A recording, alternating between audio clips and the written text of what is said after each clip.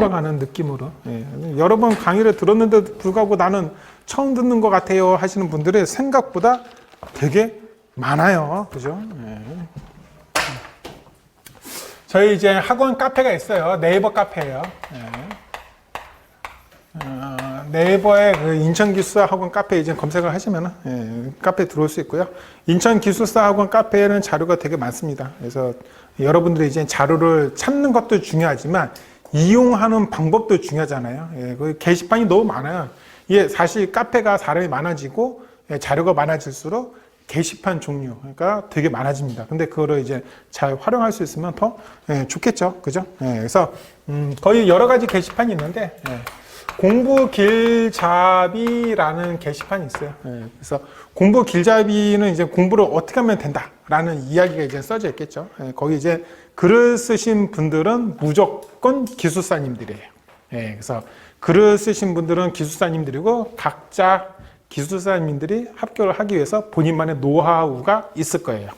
예, 그런 거 있어요. 어떤 학원을 가든지 아니면 어떤 멘토를 만났는데 맨날 하는 말이 그거야. 야, 이렇게만 써야지 합격을 해. 그런데 그런 건 없어요. 예. 아니, 우리 지구상에 인종이 몇 개일 것 같아요? 뭐 황인종, 백인종 이렇게 가릴 게 아니라 저는 이렇게 봅니다. 80억 종이 있다. 사람마다 다 틀리죠. 성격이 어떻게 똑같은 사람이 있어. 그래서 예, 그래서 이렇게 써야지만 합격한다 그런 거는 없고요. 예, 이런 방식, 예, 그리고 이런 느낌, 예, 그런 것들은 같을 수는 있어요.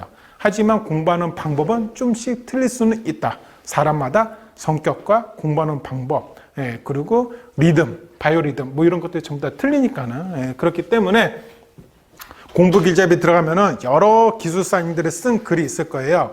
예, 본인과 마음이 맞는 사람. 여러분들이 결혼할 때 누구랑 결혼해요? 싫어하는 사람이랑 결혼 안 하잖아요. 좋아하시는 사람이랑 결혼하지. 궁합이 잘 맞고 나랑 성격 차이가 별로 없으신 분들이랑 결혼하는 거 아니에요? 똑같아. 공부 길잡이에서 글을 읽다 보시면은 아, A라는 기술사님이 쓰신 글을 보니까 마음이 와닿아. 아니야, 나는 B라는 기술사님이 쓰신 글을 보니까 마음이 와닿아. 그러면 그 분들을 멘토라고 마음속으로 가져가시고 그분들이 쓴 공부 길잡이 내용들을 예, 좀 읽으시면 좋을 것 같아요. 그럼 거기 글이 예를 들어서 몇백 개가 있는데 그걸 다 읽어야 되냐? 그런 건 아니고요. 예, 최근 거 쓴 거에서 뭐 최근 거 쓴 게 몇 달 전일 수도 있어요. 하지만 위에서부터 밑으로 한 20개 이내 그 정도만 좀 읽어보세요. 예, 공부 길잡이에서 공지사항 올라온 것도 있으니까 예, 그 정도 읽으시면은 아, 대충 이런 느낌으로 공부를 하라는 거구나 라는 생각이 좀 들 거예요. 그 정도까지만 가시면 돼요. 공부 길잡이 게시판에 있는 글을 정말로 내가 석사학위나 박사학위를 받은 것처럼 그렇게 공부를 하시는 건 아니다. 그냥 편하게 읽어보셔라. 그겁니다. 시공 V5D인데 시공 V5D에도 그 뭐 있어요. 영상들이 있는데 요즘엔 이제 시공 V5D보다는 유튜브가 되게 좋잖아요. 그죠? 예, 그래서, 유튜브에서 뭐 검색을 하십시오. 예를 들어서 오늘 예를 들어, 평판 제하 시험이라는 거를 배울 거예요. 그럼 평판 제하 시험은 교재에 뭐 그림도 그려져 있고 제가 여기다 설명도 하지만 나는 실물을 본 적이 없는데 한번 보고 싶다라고 할 수 있잖아요. 예, 그래야지 나는 조금 더 빨리 이해를 할 수 있다. 라고 할 수도 있습니다. 예, 그런 경우에 유튜브에다가 평판 제하 시험 이렇게 이제 치시면은 예, 되겠죠. 검색을 하시면. 그러면 엄청나게 많이 나와. 근데 어떤 영상을 보면은 막 45분짜리, 막 1시간 20분짜리 평판제화 시험을. 예, 그냥 아무 이유 없어. 아무 목소리도 없이 그냥 평판제화 시험을 그냥 1시간 동안 설치하고 1시간 동안 이렇게 하는 게 그런 영상도 나오거든요. 그런 거 보지 마세요. 시간 아까워. 예, 우리는 그냥 어떻게 생겼는지 빨리 파악만 할 줄 아시면 되죠. 그래서 영상은 짧을수록 좋다. 그래서 뭐 4분짜리, 뭐 6분짜리. 예. 그래서 그 유튜브가 법칙이 있어요. 무슨 법칙이냐 그러면은 영상 기록시가 8분이 넘어가잖아요. 예. 게시물이 8분이 넘어가는 거 올리게 되면은 광고를 마음대로 막 껴서 넣을 수가 있어요. 예. 광고가 많아질 수 있다는 거예요. 근데 8분 이하짜리 영상을 올리잖아요. 예. 그거는 이제 유튜브 자체 프로그램에 의해서 광고가 적당하게 한 개, 두 개가 알아서 들어갑니다. 그러니 영상을 보실 때는 8분 밑에 거, 좀 짧은 거 보시면 될 것 같아요. 자, 여러분들이 이제 무엇을 조금 집중적으로 본다라고 이제 앞으로 생각한다. 그러면요, 대제목 풀기라는 게시판 게시판이 있습니다. 그래서 PC 화면으로 들어가시든 뭐 핸드폰으로 들어가시든 게시판을 찾으십시오. 그래서 대제목 풀이 게시판이 있을 거예요. 그러면은 얘가 뭐 하는 거냐 그랬더니 오늘 예를 들어서 PBT 평판 제하 시험이라는 걸 배울 겁니다. 배우면은 평판 제하 시험을 내가 답안지를 쓰는데 제목을 1번 제목은 뭘 쓸 거고 2번 제목은 뭘 쓸 거고 3번 제목은 뭘 쓸 거고 4번 제목은 뭘 쓸 거다라는 것을 오늘 배울 겁니다. 그러면 그런 것들에 입각해서 나는 어떤 식으로 풀어볼까를 연구를 하는 거죠. 제가 오늘 토요일이잖아요.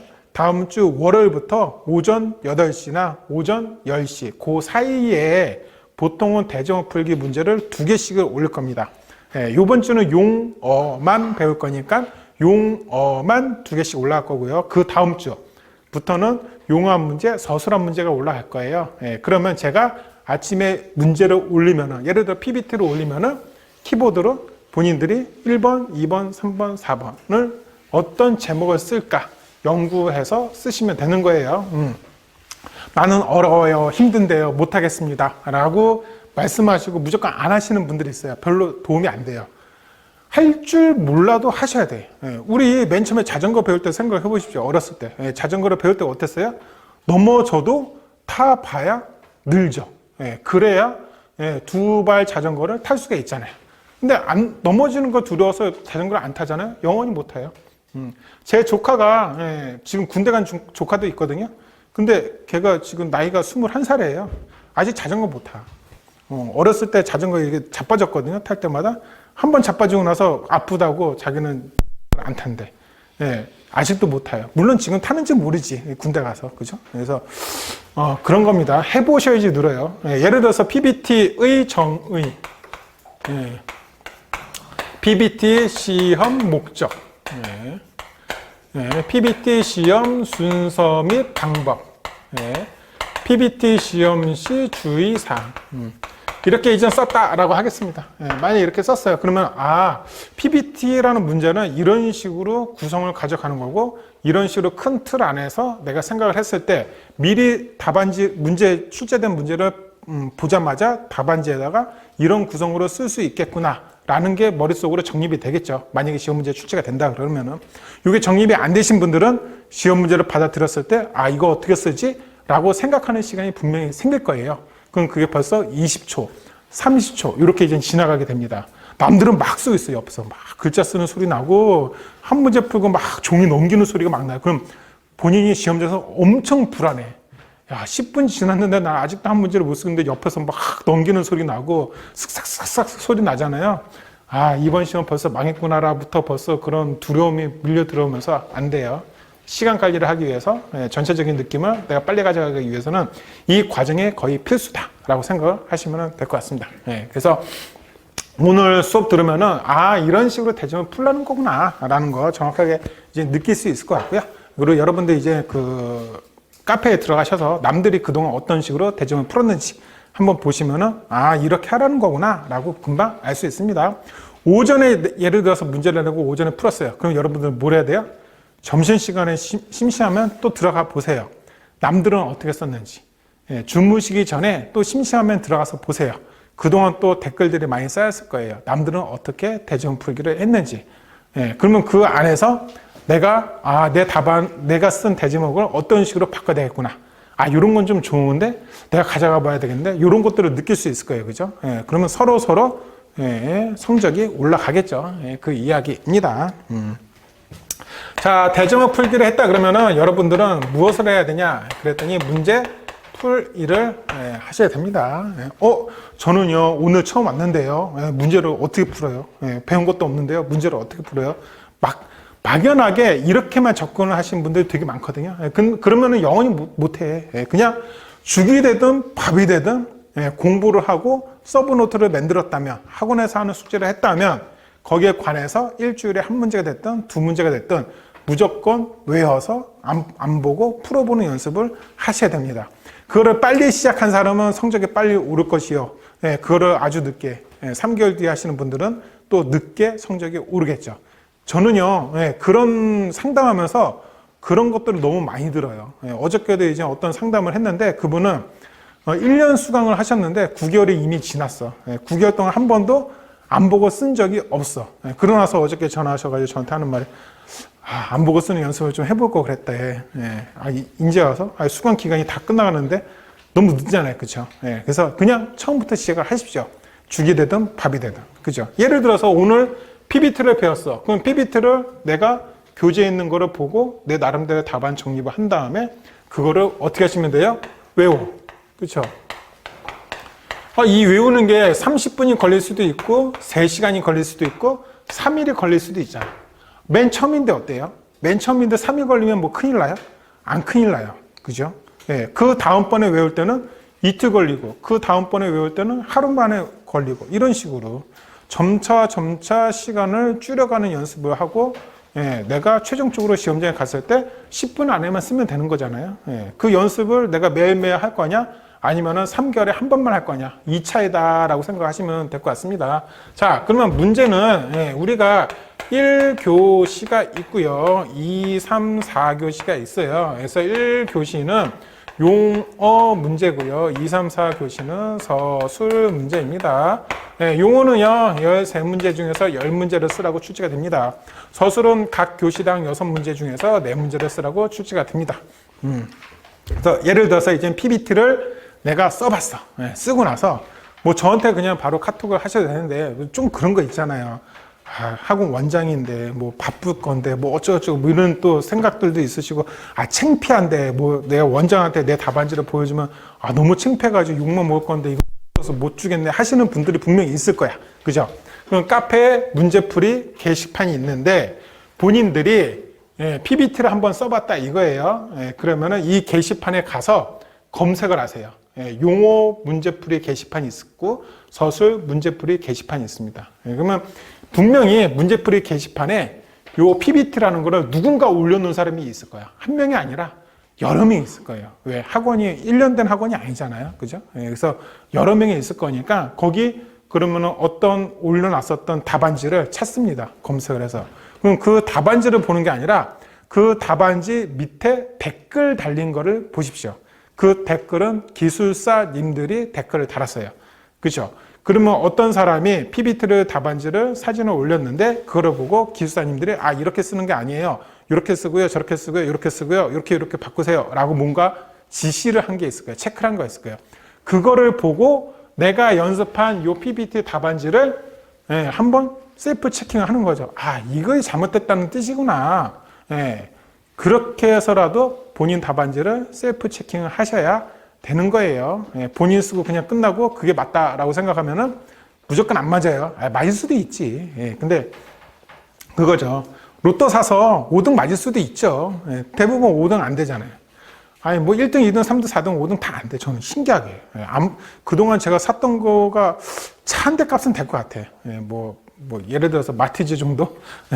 차 한 대 값은 될 것 같은데 저는 5등 한 3번 맞았나? 안 돼요. 안 돼. 무조건 안 돼. 그래서 여러분들이 맨 처음에 쓴 답안은 거의 뭐 합격에는 근처도 못 가는 답안들일 거예요. 근데 이러한 자꾸 체킹하는 작업을 하면 할수록 자꾸 눈이 높아져요. 눈이 높아지고 자기 본인 답안지가 좋아집니다. 남들은 이거 옆에 그 다음 주에 와가지고 앞에 분 보고 조금 친해져가지고 저번 주에 몇 개 했어요? 앞에 분이 막 10개 했대. 나는 요번 주에 한 개밖에 안 했는데 그럼 어떻게 돼? 내 성적이 낮아지는 것은 너무 당연하죠. 다음 주에 왔는데 앞에 분이 10개밖에 안 했는데 나는 100개를 해왔어. 그럼 내 성적은 자연스럽게 올라갈 수밖에 없어요.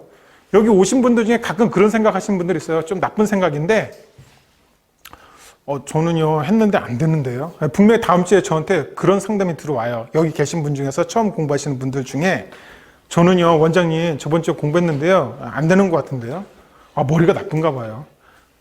뭐 일주일 만에 본인이 기술사 될 수 있다라고 착각을 하고 그렇게 공부를 한 거 아닌 이상 그렇게 됩니다. 그렇기 때문에 여러분들은 그냥 공부를 할 뿐이에요. 그리고 매주 성적을 올릴 뿐이에요. 그러면서 여러분들이 이렇게 작업들을 할 뿐이에요. 어느 순간 올라갑니다. 걱정하실 필요 없어요. 그죠?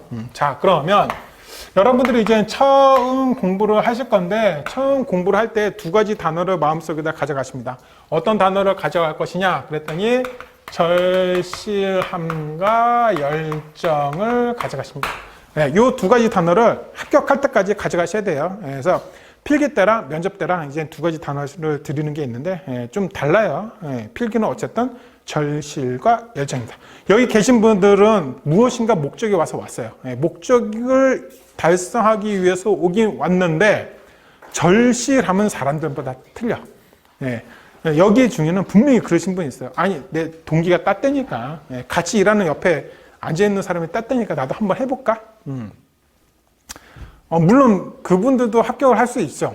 그런데 절실하지 않다는 거지. 누구한테 질까요? 그분들은 나는 무조건 이번 회차에 따야 돼. 늦게 공부는 시작을 했지만 이번 회차에 안 따면은 한 달 있다가 현장이 이제 준공이 돼서 내가 지금 프로젝트 계약직이라 다른 현장 간다는 보장도 없고 뭐 대기 발령이 날 건데 분명히 돈이 안 나올 거야. 그래서 나는 무조건 이번 회차에 어차피 2달 쉴 수 있으니 겁나 열심히 공부해서 취득할 거야. 이길 수가 없어요. 그러신 분들. 왜? 절실함이 남다르잖아요. 우리 와이프랑 내 자식이랑 내 엄마 아빠 지금 당장 쌀이 없어서 내일 굶게 생겼는데 그걸 어떻게 봐 내가. 그죠? 무조건 취득을 해야 되겠죠. 그냥 옆에 사람이 땄으니까 저도 그냥 하고 왔어요. 이 사람한테는 게임이 안 돼요. 그 사람하고는. 그죠? 그러면은 절실함이 없는데도 불구하고 절실함이 있는 것처럼 생각을 마인드 컨트롤을 할 수도 있겠죠. 그죠? 그 이야기예요. 만약에 절실함이 정말 없으신 분들은 남이 따니까 그냥 왔어요. 동기가 따니까 그냥 나도 한번 하려고 왔어요. 이게 아니라 10년 뒤, 15년 뒤, 20년 뒤 본인의 모습을 생각을 해보십시오. 건설업 경기가 안 좋다며요. 저는 현장에 1996년 12월 1일 날 발령받아서 나갔거든요. 근데 여태까지 살면서요, 한 번도 건설 경기가 좋다는 얘기를 들어본 적이 없어. 96년 12월 1일부터. 맨날 회사는 맨날 적자라고 그러고요. 제가 이제 팀장 되고 저도 이제 뭔가 중책을 맡은 적이 있을 거 아니에요. 그러면은 뭐 소장님이 온다든지 제가 사장님한테 보고를 한다든지 한 번도 제대로 된 흑자라고 이야기한 적이 몇 번 없어요, 진짜. 맨날 흑자, 맨날 적자야. 맨날 뭐가 안 좋아. 이래서 안 좋은데. 뭐 레미콘차 요번에 단합해서 뭐 대면서 안 되는 덤프 트럭이 움직이질 않아요. 뭐 어떻게 해요? 이거 뭐 민원이 너무 심해. 맨날 그러니, 그죠? 어떻게 해야 돼?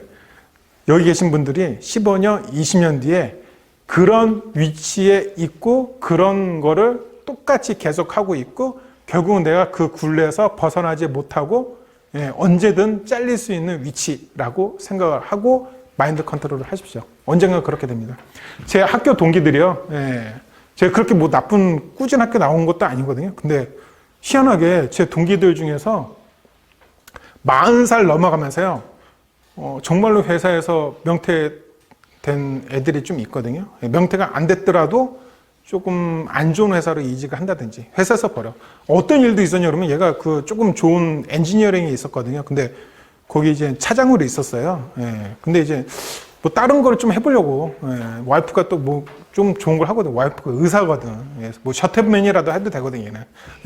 그래가지고 회사를 그만둔다 그랬어요. 그랬더니 야, 너 부장 올려줄게. 그냥 해. 그리고 너 어차피 부장 되면은 일도 별로 없어. 라고 회사에서 그래 꼬셔가지고 부장 했거든요.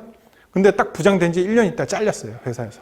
얼마나 배신감이 있어. 내가 뭐하러 1년 동안 그러면 허송세월 한 거잖아요. 와이프가 뭐 돈도 잘 벌고, 병원도 있고, 내가 하고 싶은 사업을 기획한 게 있었는데, 하면 되는데, 잘리는 거야. 근데 얘 같은 경우는 이제 잘려도 갈 데가 있으니까, 상관없지. 억울하잖아요. 1년을 내가 벌었으니. 다른 동기 중에 어떤 동기는요, 애를 되게 늦게 낳았어. 제 애가 지금 대학생인데 제 애랑 한 10살 차이 나거든요. 아직 창창이잖아. 돈 들어갈 것도 많고 뭐. 근데 잘렸어요, 회사에서. 어떻게 정말로 분유값이 없어서, 분유값은 아니고 뭐 학원비가 없어서, 애 보낼 학원비가 없어가지고 어디 1억을 넣었는데 제 동기가 있는 회사에 1억을 넣은 거야. 근데 어떻게든 취업을 하려다 보니까 직급이 차장을 모집을 하고 있는데 거기 1억을 넣은 거예요. 이미 제 동기는 거기에 상무인데, 상무가 동기로 있는 회사에 모르는 거지, 본인은. 예, 본인 친구가 거기 회사에 있는지도 모르고, 이력서를 냈는데 자기는 차장으로 지원을 했어. 갭이 얼마나 커요. 그죠? 차장에서 부장되고, 부장에서 이사가 되고, 이사에서 상무가 돼야 되는데, 엄청나게 많습니다. 그런 경우가. 생각보다. 예.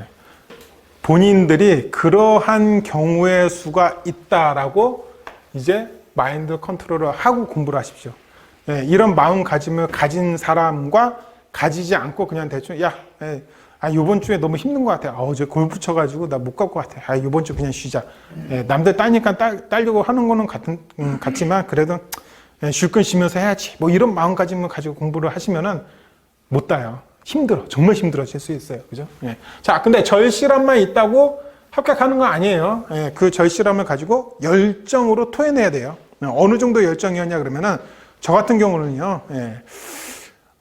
저는 서울에 있는 회사를 되게 오랫동안 다녔었어요. 예, 어떤 한 회사를 오랫동안 다닌 적이 있는데 그때 이제 공부를 시작을 했거든요. 집에서 왕복 4시간이었어요. 예, 전철 타고. 버스 타고 전철 타고 갔다 오는데 이제 왕복 4시간인데 되게 힘들잖아, 사실은. 그죠? 그래서 저는 이제 부평역에서 갈아타서 인천 지하철 1호선으로 가야 되거든요. 예, 인천 지하철 그 국철 타고 동인천 쪽으로 안 가고. 근데 맨날 전철 안에서 이거 책을 보다 보니까 맨날 지나치는 거예요. 예, 중앙까지 갔다가 다시 내려서 부평까지 와서 간 적이 되게 많아요. 예전에는 이제 직원들이랑 같이 지하철 타면 뭘 이런저런 얘기를 했겠죠. 예, 근데 공부를 시작한 다음부터는 지하철 타고 책을 피고요. 예, 그러고 나서 직원들이랑 단 한마디도 안 해요. 집에 갔다가 책만 봐요. 예, 어떤 날은 이제 비가 왔어요. 비가 오면은 집에 빨리 가고 싶고 뭔가가 빨리 개선하는 방법을 또 찾아야 될 거 아니에요. 그래서 저는 그쯤에 합정역으로 가면은 광역버스가 있어가지고 그거 타고 집에 금방 가더라. 그 정보를 갖고 이제 갔어요. 그래서 비 오는 날 우산 들고 책가방 메고 책 들고. 그래서 저는 책을 1800페이지짜리 그 당시에 봐서 13권으로 이제 분철을 했거든요. 얇게. 그래서 이제 버스가 왔는데 우산을 내팽개치고 그리고 그 버스를 탔는데 퇴근 시간이다 보니까 만차잖아요. 합정역 지나가는 건 보통 서울역에서 출발하는 거니까 무조건 만차예요. 그래서 서서 가야 되는데 비 오는 날이라 막혀서 1시간 반 걸렸어. 근데 중요한 것은 책을 보려고 이렇게 했는데 불을 다 끄는 거예요. 불을 왜 끄냐 그랬더니 이제 퇴근 시간이니까 자야죠. 그죠? 퇴근하시는 분들 힘들 거 아니야. 그래서 운전기사 아저씨가 불을 끈단 말이에요. 그래서 저는 이렇게 하고 50m 하나씩 가로등이 있잖아요. 그 가로등 불빛으로 공부를 했어요. 와, 1시간 반 이렇게 하고 간다고 생각을 해보세요. 책가방 막 버리고 우산 막 버리고 진짜 옆에다. 어느 정도 열정을 가지고 공부를 해야 되냐라고 그거를 지금 말씀을 드린 거예요. 물론 저처럼 공부를 꼭 하라는 뜻은 아니야. 요즘은 시대가 좋아졌잖아요. 핸드폰 되게 좋아요. 그죠? 핸드폰으로 사진 찍고, 교재 있는 거 사진 찍고, 핸드폰 이렇게 보면서, 공부하면서 지하철 타면서 버스 타면서 집에 갈 수도 있잖아요. 그죠? 여러 가지 방법이 있어요. 그 방법들은 본인들이 찾으시면 돼. 저는 하물며 화장지에 두루마기, 화장지 있잖아요. 거기에다 공식을 제가 적어 놓은 곳을 코팅해서 걸어 놨어. 걸어 놓은 곳을 맨날 그 화장실 아침마다 갈 때마다 그거, 보고 요즘 휴대폰 다 이용하면 되죠. 근데 샤워할 때는 휴대폰 이용 못 하잖아요. 저는 샤워할 때는 제가 그래프 그려놓은 거 있거든요. 교재도 300 몇십 페이지 보면 이제 그래프가 이제 2페이지 나와 있는 게 있을 건데, 그거를 이제 손으로 그린 다음에 코팅해서, 머리 감을 때 여기다 이제 물 묻혀서 붙여놔요. 타일에다. 그리고 하다가 이렇게 한번 보고, 하다가 이렇게 한 번씩 보고. 하셔야 돼요. 그럼 이거를 했을 때 여러분들이 뭐가 더 유리하냐?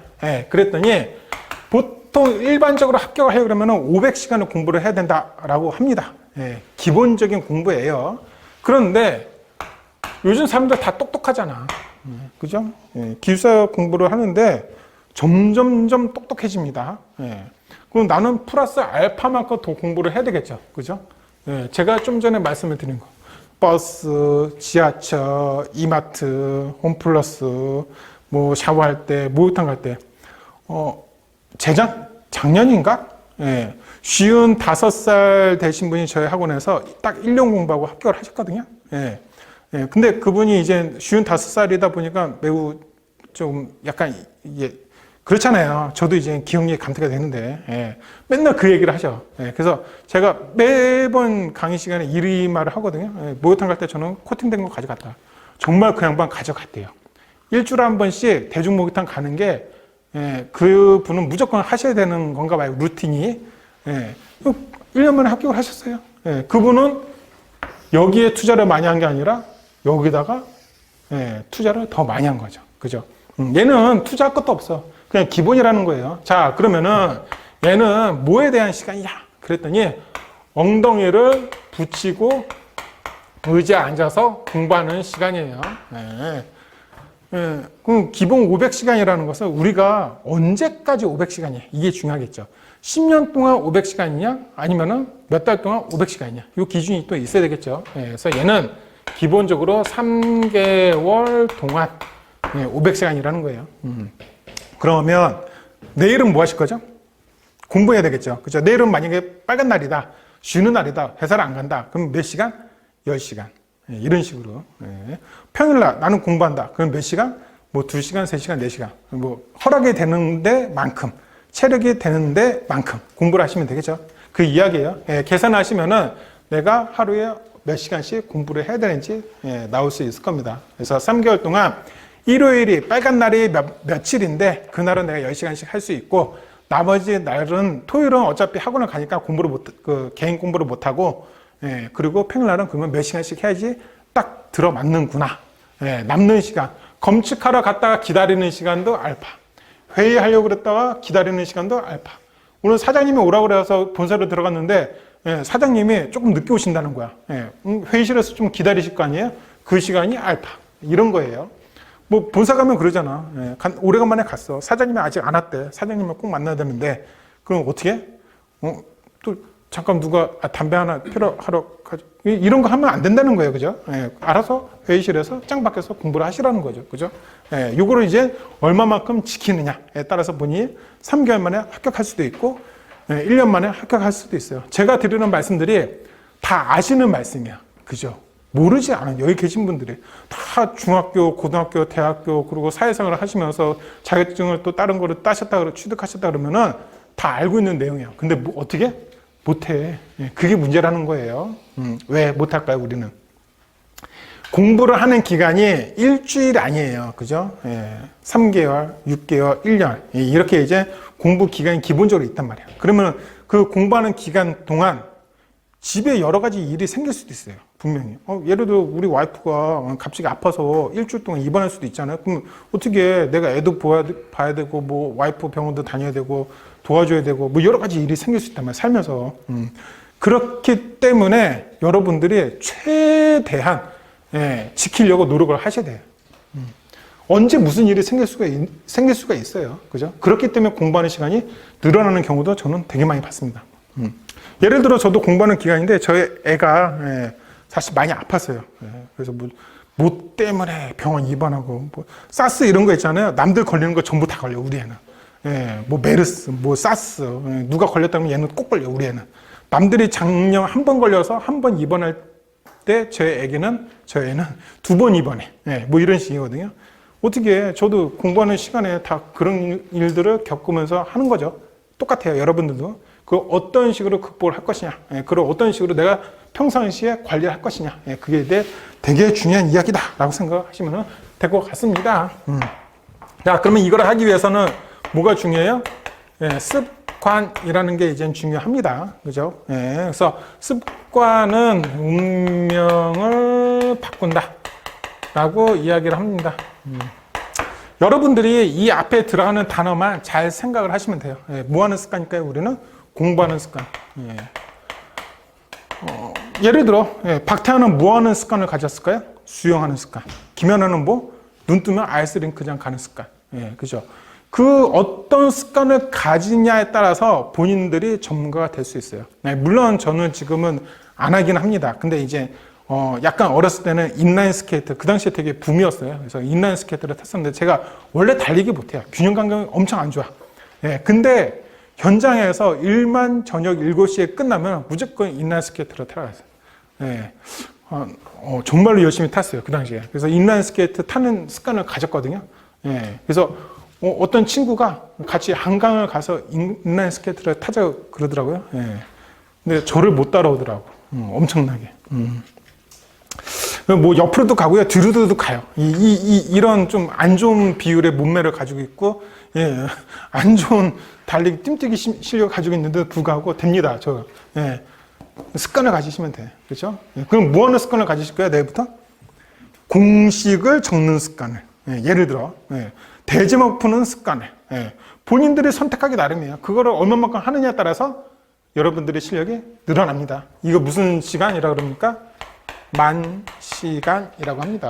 예. 어느 한 분야에서 전문가가 되시려고 그러면은 만 시간을 투자해라. 예. 여기서 이제 모든 게 나왔다라고 생각을 하시면 될 것 같습니다. 자, 그러면 용어 공부는 우리가 어떻게 해야 되느냐? 한번 이제 알아보도록 하겠습니다. 그래서 1교시는 용어, 2, 3, 4교시는 이제 서술이다라고 이제 말씀을 드렸는데, 맨 처음에는 정독입니다. 그 다음에 이제 속독이고요. 예, 정독이고요. 다시 속독입니다. 예, 그 다음부터는 합격할 때까지 무조건 속독입니다. 우리의 기억력은요, 엄청 낮아요. 생각보다. 여러분들이 뭐 10년 만에 공부하시는 분도 있고 30년 만에 공부를 하시는 분들도 있어요. 근데 10년이든 30년 만에 공부를 하시든 여러분 그럼 좀 비슷하시더라고. 저 역시도 똑같았거든요. 이게 한 번 공부를 했다 그래서 그 기억이 오래가지 않아요. 절대로. 예, 한 몇 시간 뒤면은 하나도 기억이 안 나. 예, 책만 덮으면은 그 다음부터 기억이 안 나. 오늘 PPT를 배울 건데요. 집에 가서 PPT가 뭐였지? 안에 내용이 뭐였지? 기억이 하나도 안 나요. 예, 당연한 너무너무 당연한 거예요, 그것은. 예. 그건 당연한 거니까, 내 머리가 나빠. 이렇게 생각하지 마시고요. 예, 요것만 따라하시면 됩니다. 그래서 이 정독은 숙제라고 생각을 하시면 될 것 같아요. 그래서 우리가 숙제가 뭐냐 그랬더니 오늘 흙의 구조부터 1-17 예민비까지 배울 거예요. 예, 그래서 흙의 구조부터 예민비까지 배운 그 부분을 이따가 PPT 쓰는 방법, 표준관이 시험 쓰는 방법, 예민비 쓰는 방법 등등등 답안지 쓰는 방법을 제가 알려드릴 건데 그 방법들에 따라서 답안지를 만드시는 거예요. 본인만의 서브 노트와 답안지. 그래서 1-1 문제부터 1-17 문제까지. 예, 그걸 숙제예요. 그럼 이 숙제를 하면서 자연스럽게 뭐가 될까요? 교재가 정독이 되겠죠. 왜냐면 보고 적어야 되니까. 예, 가끔 그런 분이 있어. 숙제를 내드렸는데 그 다음 주에 와서 원장님 저는 절대로 숙제를 하는데 안 보고 못 적겠는데 당연하죠. 보고 적으시라고. 예, 교재를 보고 따라서 그거를 어떤 식으로 변화해서 쓸 거냐. 교재에는 글자만 있는데 얘를 차트로 바꿀 것이냐, 그래프로 바꿀 것이냐, 그림으로 바꿀 것이냐, 그런 거를 연구해 가지고 보고 적으시는 거예요. 자연스럽게 정독은 되겠죠.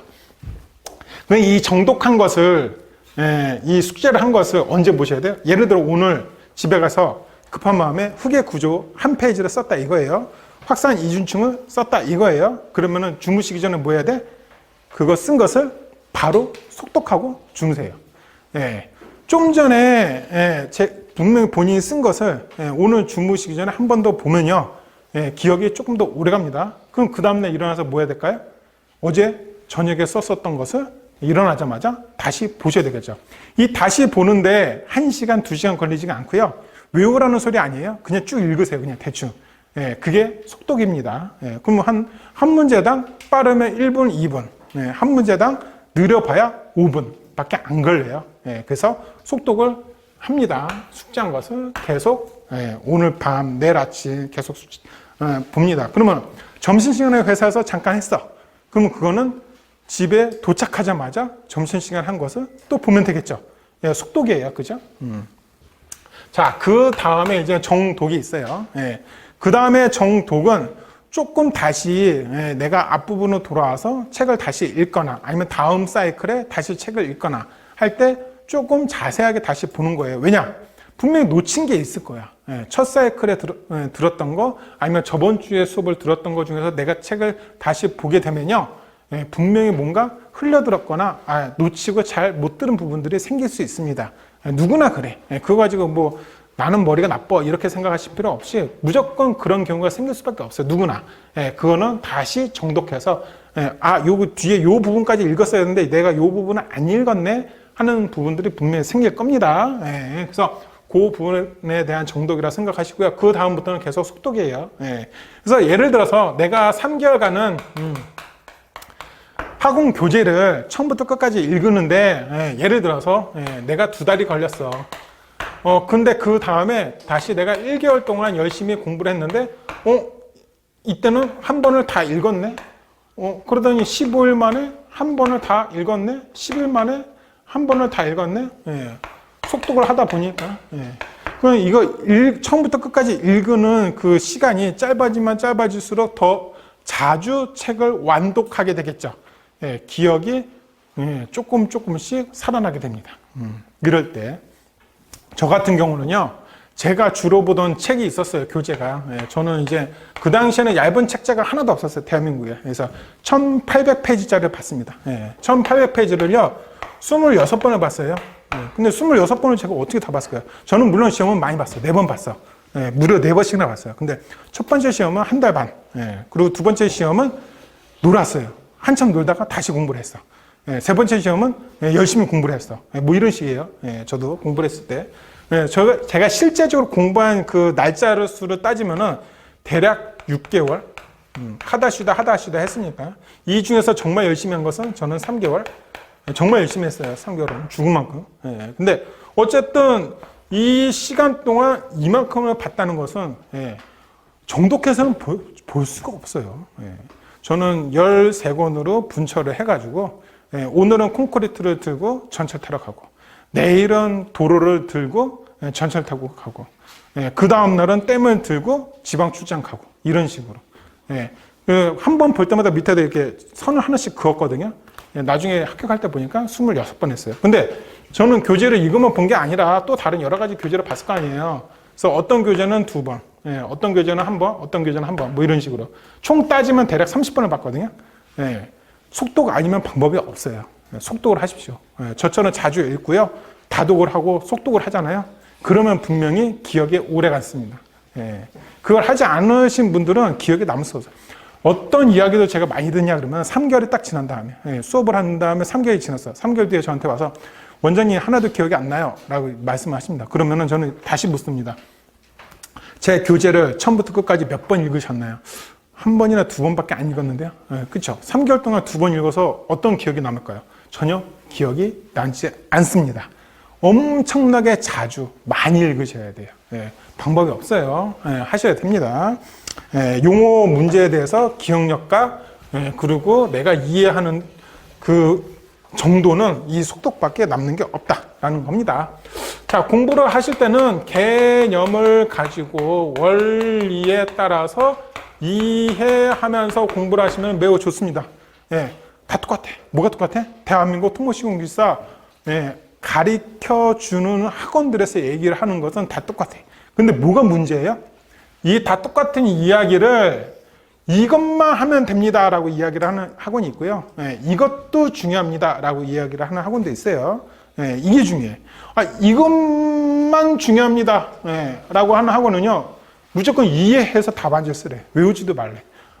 말이 안 돼, 그거는. 그렇죠? 어느 정도 일정 수준은 외우셔야 되는 거예요. 예를 들어 교재가 100이다 라고 그러면은 50은 외우셔야지. 암만 못 외워도. 그런 이야기다. 100 중에서 빵 외우고 무조건 그냥 이해서 쓰래. 이건 없는 거예요. 그럼 제가 여러분들한테 이 말씀드리는 것은 뭐냐? 그랬더니 개념은 키워드라는 게 있습니다. 교재를 보면은. 그죠? 그래서 예를 들어서 표준 관입 시험의 키워드는 63.5kg을 75cm 높이에서 30번 때렸을 때 NH. 요게 이제 다 키워드거든요. 이런 키워드는 죽었다 깨어나도 외우셔야 돼. 채점할 때 그 키워드는 채점을 합니다. 채점위원이 채점할 때 그 키워드를 채점한다. 이 키워드를 썼으면 점수 주고 키워드를 안 쓰고 이상한 말을 쓴 거죠. 키워드를 안 썼으면 그러면 점수를 안 줍니다. 이렇게 이제 생각하시면 될 것 같아요. 자, 원리를 쓰셔야 돼. 원리는 어느 쪽 위주냐? 라고 그랬더니 차트나 그래프나 그림이에요. 그죠? 여러분들이 어떠한 전공 서적을 본다라고 합시다. 그랬을 때 이 전공 서적은요, 여러분들이 대학교 때 토목공학과를 4년을 다니면서 느끼신 거지만 제가 지금 생각해도 저도 마찬가지. 정말로 이게 보기가 싫어, 책이. 예. 특히 원서로 된 거 있잖아요. 영어만 있어. 보기가 싫어. 그 토질 있잖아요. 다스 교수가 썼잖아요. 정말 보기가 싫어. 영어밖에 없어. 그걸 왜 또 우리 교수님이 영어도 잘 못하시면서 다스 제자라고 또 그걸 갖고 와가지고 설명하시는데, 영어로 막 하시는데, 이해가 안 되는 거야. 토질의 토자도 모르는데, 그거를 2학년, 3학년, 걔네들을 데리고, 그렇잖아요. 그쵸? 네. 그런데도 이해가 되는 게 있어. 뭐냐? 토질에서. 예를 들어, 토질 이렇게 맨 위에는 매립층, 밑에는 퇴적층, 그 밑에는 풍암, 이런 식으로 이제 그림을 그려놓고 나서 얘네들에 대한 흙의 분포가 어떻게 되니? 얘네들은 토합이 그래프가 어떻게 된다. 그 당시는 이해는 되잖아. 그쵸? 예. 시간이 지나다면 다 까먹고 이해가 안 되더라도 그 당시 수업 받을 때는 이해가 된단 말이에요. 똑같아. 그래서 원리라는 거를 답안지에다 써야 되는데, 이거는 무엇으로 표현을 우리가 이제 앞으로 할 거다? 차트냐, 그래프냐, 그림이냐. 그 문제마다 여기에 해당되는 애들이 분명히 있습니다. 그죠? 예. 예를 들어서, 우리가 아칭 이펙트라는 거를 설명을 할 건데, 나중에, 걔네들은 그림 또는 그래프, 아니면 차트, 이 중에서 무엇을 선택해서 우리가, 내가 이 원리를 설명해서 최종위원한테 알고 있다라는 것을 표시를 할 거냐, 그 이야기입니다. 그래서 요거를 가지고 하는 거예요. 근데 여러분들 이제 이해라는 이제 부분이 있는데, 전부 다 이해를 하면 좋죠. 근데 이해를 못하는 경우가 좀 있을 수가 있어요, 분명히. 그죠? 그거는 여러분들이 이해를 안 하셔도 된다고 저는 생각을 해요. 왜? 우리가 몇 점짜리를, 이게 합격 점수예요? 결국은 60점이에요. 1시간이 아니라 60점이, 100점이 아니라 60점이라는 거죠. 그죠? 그래서 이 60점은 그럼 이해를 100%가 아니라 60%만 해도 된다. 이렇게 이제 편안하게 생각을 하십시오. 어차피 문제가 몇 문제라 그랬어요? 13개 중에 10문제만 쓰시면 돼요. 그럼 지금 내가 벌써 몇 프로를 버리고 하는 거야? 쉽게 생각하면은 문제 중에 30%를 버리고 하는 거야. 안 써도 된다고 그랬으니까 안 쓰는 거지. 그렇죠? 포기하라는 거 아니에요. 시험장에서 안 쓰는 거예요. 그렇죠? 벌써 내가 13개 중에서 아는 것만 네가 골라서 쓰세요 라고 친절하게 문제가 나오는 거예요. 그러면 30%는 벌써 버리고 가는 거예요. 근데 내가 이 아는 거 10문제를 선택해서 썼는데, 이 10문제조차도 야, 너 100점 안 맞아도 돼. 몇 점만 맞아도 돼? 60점만 맞아도 돼. 라고 친절하게 더 다운을 시켜줘요. 그럼 만약에 13개 중에서 나머지 내가 안 쓴 거 3문제를 모른다라고 칩시다. 그럼 내가 아는 거는 전체 몇 프로라고 보는 거예요? 60%가 아니야. 훨씬 더 밑에야. 그죠? 얘네 3문제는 완전 빵점이라고 생각을 하시면은, 그죠? 그러니, 얼마나 수준 낮은 답안지도 합격을 해주냐. 편안하게 마음을 먹으십시오. 내가 이해가 안 돼도 그 이해가 안 되는 것은 버리는 3문제에 해당될 수도 있고요.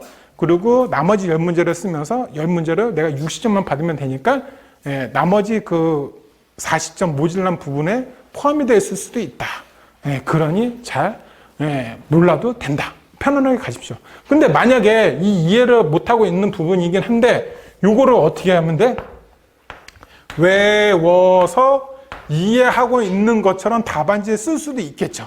단순히 그냥 외울 수도 있어. 예를 들어서 아칭 이펙트는 응력 전이와 부등 치마라는 키워드를 가지고 설명하는 이야기가 있는데, 그걸 내가 이해를 하고 있는 것처럼 답안지에 외워서 쓰면은 채점위원은 어떻게 인정을 해줘요? 너 이해를 하고 있구나 라고 인정을 해주는 거랑 똑같아요. 그러니 안 됐을 때는 외워서 쓰면 돼. 외워서 쓰는 것도 어려운 거 아니잖아요. 많이 보고 쏙독하고 외우고, 그러면 저절로 어느 일정 부분은 외워지게 됩니다. 보강토 옹벽의 원리는요, 안에 국어점인데, 제가 앞글자만 따서 이야기를 지금 한 거예요. 지금 몰라도 돼. 그냥 그런 게 있다고 생각하시면 되는데, 제가 수업 시간에 계속 얘기를 해요. 안에 국어점, 안에 국어점, 안에 국어점. 물론 그래프를 가지고 막 설명해. 다 듣고 나서 이해가 안 되는데요 라고 분명히 이야기하시는 분들이 분명히 있어요. 상관이 없어. 그거 몇 가지 외울 것만 외워가지고 그걸 답안지에 쓰면은 이해를 하고 있는 것처럼 채점위원이 인정을 해준다니까요. 그렇죠? 그 이야기입니다. 자, 그러면은요, 얘는요, 여러분들이 꼭 뭘 해야 돼요? 문제풀이 해주셔야 돼요. 저희 문제풀이 이야기를 했어요. 그죠?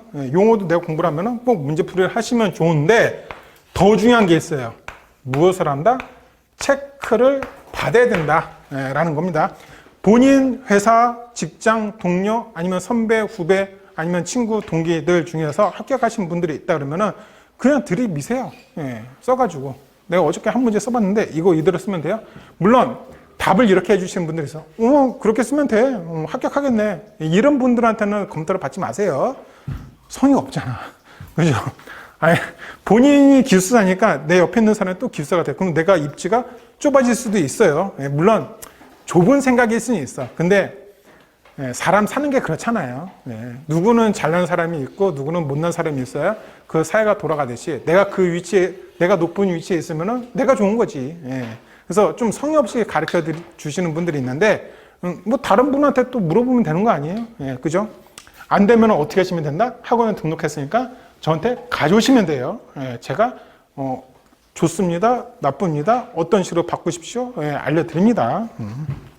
그래서 꼭 체크를 하시면 됩니다. 자, 용어를 공부를 했다면은 요거를 무엇을 확장해서 서술 쓰는데 응용을 할 거예요. 어느 학원을 가면은 서술부터 공부를 하고 용어를 나중에 공부하면 된다라고 말씀하신 분이 있어요. 근데 서술은요, 6문제 중에 4문제를 쓰는 거거든요. 총 몇 페이지를 써야 되냐? 한 문제 가지고 3페이지를 써야 됩니다. 용어는요, 한 문제를 가지고요, 한 페이지만 쓰면 돼요. 무려 3분의 1밖에 안 씁니다. 그러니 용어를 조금씩 공부해서 묶어가지고 서술형 3페이지를 쓰는 게 낫지, 서술형 큰 거를 이거 전부 다 한꺼번에 공부를 한 다음에 쪼개가지고 이거를 알아서 용어 답안 한 장으로 니네가 해라 라는 것은 어렵다는 거죠. 공부를 처음 하는 입장에서는 그거입니다. 예를 들어서 심 빼기 발파라는 문제가 출제가 됐는데, 얘를 나는 벤치 컷 발파랑 합해가지고 바로 옆에 붙어있는 문제거든요. 합해서 그걸 가지고 나는 서술형 문제 응용해서 풀겠다 라는 이러한 확장된 생각을 가지고 공부를 하는 거다 라고 생각하시면 될 것 같습니다. 자, 서술 공부하는 방법입니다. 10년치예요. 10년 동안